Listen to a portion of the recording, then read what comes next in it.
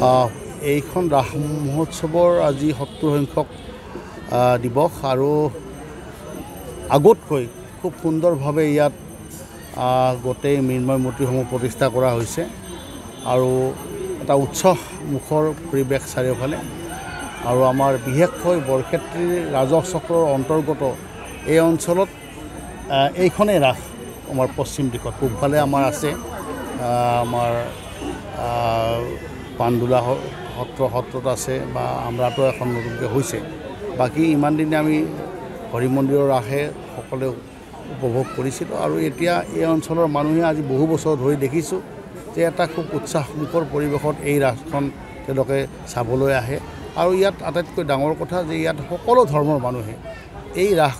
উৎসৱত সহযোগ কৰে এইটো আজি নহয় এইটো পৰম্পৰাগতভাৱে চলি আহিছে আৰু নিশ্চিতভাৱে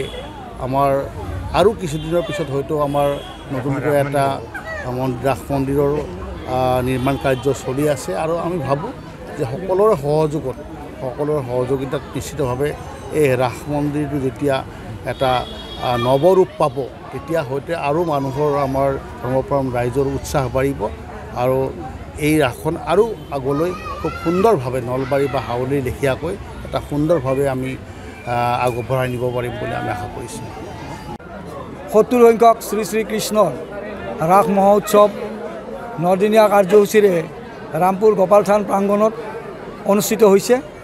জাতি ধৰ্ম বৰ্ণ নিৰ্বিশেষে এই ৯ দিনীয়া কাৰ্যসূচীত আমি সকলো ধৰ্মপ্ৰাণ ৰাইজক উপস্থিত থাকিবলৈ বিনম্ৰভাৱে অনুৰোধ জনাইছোঁ এই কাৰ্যসূচী আমাৰ বিভিন্ন সাংস্কৃতিক দিশত বিভিন্ন কাৰ্যসূচী আমি ৰাখিছোঁ এই কাৰ্যসূচীসমূহ যাতে সফল ৰূপায়ণ কৰিব পাৰোঁ তাৰ কাৰণে আমি সমূহ ৰাইজৰ ওচৰত উপস্থিতিৰে কামনা কৰিছোঁ আৰু যিসকল ৰাইজে দান বৰঙণি দি এই মহান অনুষ্ঠানটি চলাই নিয়াত আমাক সহায় কৰিছে সেইসকল ব্যক্তিলৈ ধন্যবাদ জনাইছোঁ আৰু আজি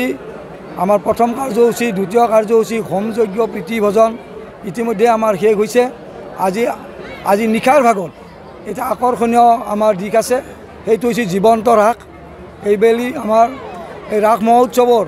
আকৰ্ষণীয় দিশটো হৈছে জীৱন্ত ৰাস ইয়াত প্ৰদৰ্শিত হ'ব আৰু